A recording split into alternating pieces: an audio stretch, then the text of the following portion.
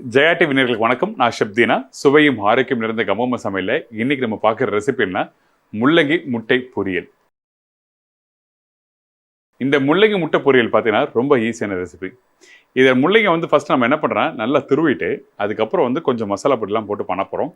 ஆனால் இதில் ஒரு சின்ன ட்விஸ்ட். நீங்கள் வீட்டில் குழம்பு தூள் போட்டிருப்பீங்க, நான் சிக்கன் மசாலா போடுறேன். ஆனால் இந்த சிக்கன் மசாலாக்கு யூஸ் பண்ணுற பட்டை, லவங்கம், மல்லி, சீரகம், சோம்பு இதெல்லாம் இருக்குது பார்த்தீங்களா, இதை பவுடராக பண்ணி வச்சுருப்பாங்க.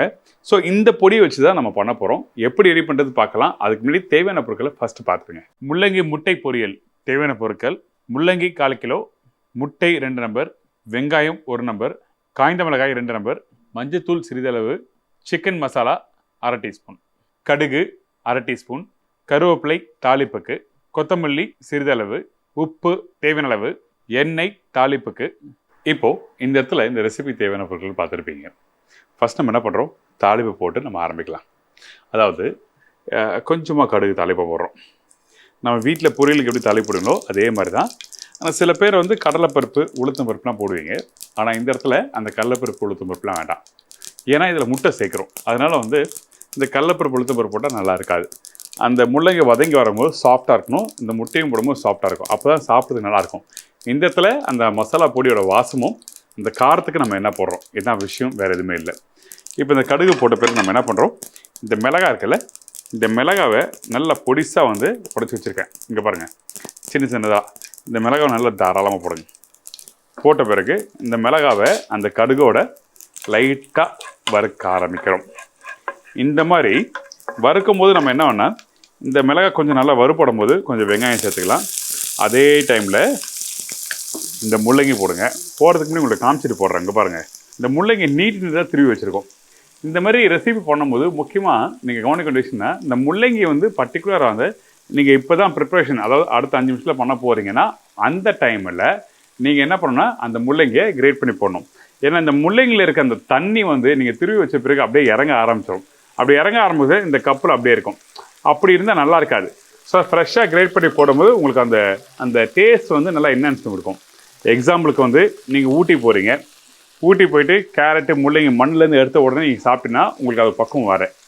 அதே முள்ளங்கி, கேரட்டு மெட்ராஸுக்கு ஒரு 3 நாள் கழிச்சு சாப்பிடும்போது அந்த காரத்தன்மை மாறும், அந்த இனிப்புத்தன்மை, கேரட்டோட இனிப்புத்தன்மை மாறும். தெரியும்ல, அதே மாதிரி தான் சொல்கிறேன். ஸோ அதனால தான் நான் சொல்கிறேன், இந்த இடத்துல இந்த மாதிரி முள்ளங்கியை திருவண்ண உடனே குக் பண்ண ஆரம்பிச்சிருங்க. துருவிட்டு ஒரு 4 மணிக்கு பண்ணிட்டு 8 மணிக்காக சமைக்கிறது அந்த மாதிரி வேண்டாம். இப்போது இந்த முள்ளங்கிலாம் போட்ட பிறகு அந்த தாளிப்பில் லைட்டாக வதக்கலாம். இப்போது இந்த இடத்துல அந்த முள்ளங்கி லைட்டாக வெந்து வர டைமில் நம்ம என்ன பண்ணுறோன்னா கொஞ்சோண்டு உப்பு போடுறோம். இந்த உப்பு சும்மா லைட்டாக, இந்த முள்ளங்கி நீங்கள் பச்சையாக சாப்பிட்லாம், சரிங்களா? அதனால் அந்த முள்ளங்கி ரொம்ப நேரம் வேகணும் அப்படிலாம் டைம் எடுக்காது. அதனால் நீங்கள் ஒரு 2 நிமிஷம் வதக்கிட்டு அதுக்கப்புறம் அடுத்த ஸ்டேஜ் ஸ்பைசஸ் பவுடர் போட ஆரம்பிக்கலாம். அப்படி போடும்போது என்னன்னா உங்களுக்கு அந்த மசாலாவோட அந்த பச்சை வாசனையும் போக ஆரம்பிக்கும். இதில் தண்ணி யூஸ் பண்ணக்கூடாது. முக்கியமாக நீங்கள் இந்த முள்ளங்கி வேகட்டும்னு சொல்லிட்டு சும்மா லைட்டாக தண்ணி ஊற்றுறது அப்படிலாம் இருக்கக்கூடாது. தண்ணி வேணால் தெளிக்கலாமே தவிர ஊற்றக்கூடாது. இதுக்கப்புறம் நம்மக்கிட்ட இருக்க இந்த பொடி மசாலா, அதாவது இந்த சிக்கன் மசாலா, நல்ல வாசம் கம கமன்னு இருக்கும். முட்டையோடு சாப்பிட்றதுக்கு இது பெஸ்ட்டாக இருக்கும். சாப்பிட்டு பாருங்கள். அதுக்கப்புறம் கொஞ்சம் மஞ்சத்தூள், லைட்டாக மஞ்சத்தூள் இதெல்லாம் போட்ட பிறகு கொஞ்சம் கொத்தமல்லியும் போடுவோம் தாராளமாக. நம்ம கை எங்கே டிஃபால்ட்டாகவே அந்த கொத்தமல்லி கருவேப்பிலை உள்ள கை போயிடும். ஏன்னா எனக்கு போட்டு போட்டு பழக்கம், அதனால சொல்கிறேன். இப்போது இந்த மசாலாவோட அந்த முள்ளங்கி வேக ஆரம்பிக்கும். இந்த முள்ளங்கி நல்லா வெந்த பிறகு மசாலா போட்டிங்கன்னா என்னன்னா அந்த முள்ளங்கி சுருங்க சுருங்க உங்களுக்கு நல்லா இருக்காது. நமக்கு அந்த முள்ளங்கி ஹீல்டும் நல்லா தெரியணும். அதாவது நம்ம போட்டிருக்க அந்த குவான்டிட்டி நமக்கு நல்லா தெரியணும். அதனால் நம்ம என்ன பண்ணுறோம், இந்த முள்ளங்கி ஒரு 30% வதங்கி வர டைமில் அப்போது இந்த பொடி மசாலாவை சேர்க்குறோம். இந்த பொடி மசாலா போட்டு அடுத்த ஒரு 2 நிமிஷம் கழிச்சு பார்த்தீங்கன்னா அது நல்லா வெந்து ஒரு 80% வந்துடும். அதுக்கு பிறகு முட்டை சேர்க்கலாம். இதனால தான் இந்த மசாலாவும் இந்த காயும் சேர்க்கும் போது இது ஃபஸ்ட்டு போடு, இதை லாஸ்ட்டில் போடு, இது முன்னாடி போடு, இது பின்னாடி போடு சொல்கிறதுக்கு காரணம் என்ன, எந்தெந்த ஸ்டேஜில் எது போட்டால் கரெக்டாக இருக்கும், எந்த காய் வெந்து வந்தால் எப்படி பக்குவமாக இருக்கும், அதை புரிஞ்சுட்டு நீங்கள் வீட்டில் சமைச்சிங்கன்னா நல்லா வரும். நல்லா சீக்கிரமாக வெந்து போகிற காயை ஃபஸ்ட்டே போட்டிங்கன்னு வச்சுங்க, கடைசியாக வேகிற காயை லாஸ்ட்டாக போட்டின்னு வச்சுங்க, என்ன ஆகும், வேஸ்ட்டாக போயிடும்ல. அதனால தான் விஷயம் சொல்கிறது. இப்போ இந்த முள்ளங்கி நல்லா வதங்கியிருக்கு. இந்த இடத்துல அடுப்போட ஃப்ளேமை கம்மி பண்ணிடலாம். இது நம்ம வீட்டில் பண்ணுறோம், நல்லாயிருக்கும். அதனால தான் இன்றைக்கி இந்த ரெசிபி எங்கள் வீட்டு ரெசிபி உங்களுக்கு ஷேர் பண்ணுறேன். இந்த முட்டையை உடச்சி இவரை இப்படி போடுங்க.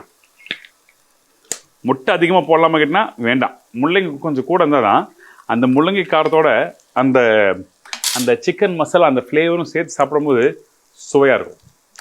சிலது வந்து இப்படி தான் பண்ணணும்னா இப்படி தான் பண்ணணும். அதனால தான் தெளிவாக இந்த இடத்துல மென்ஷன் பண்ணுறேன். இந்த முட்டை இருக்குல்ல, இந்த முட்டை உடச்ச பிறகு இவரை இப்படி லைட்டாக பேன் டாஸ் பண்ணுறேன்.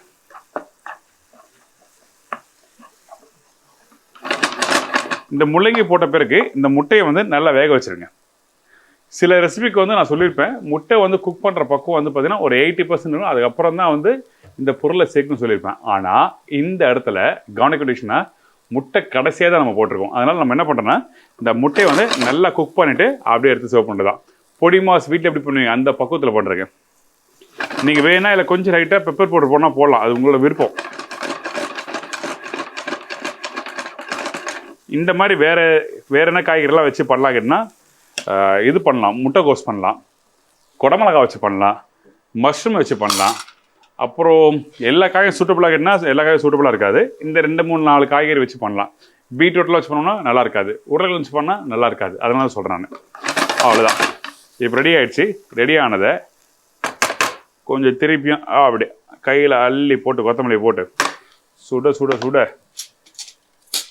இந்த முள்ளங்கி முட்டை பொரியலை அப்படி எடுத்து சர்வ் பண்ணணும். இதுக்கு சர்வ் பண்ணுறதுன்னு சொல்லிடுறேன். நீங்கள் வீட்டில் சாப்பிடும் போது நல்லா சூப்பரான தக்காளி ரசம் அதோடு தொட்டு சாப்பிட்டீங்கன்னா பிரமாதமாக இருக்கும். கண்ணை மூடி இறங்கிட்டே இருக்கும் வயிறு உள்ள, அந்தளவுக்கு சூப்பராகும். இப்போ இங்கே ப்ளேஸ் பண்ணுறேன்.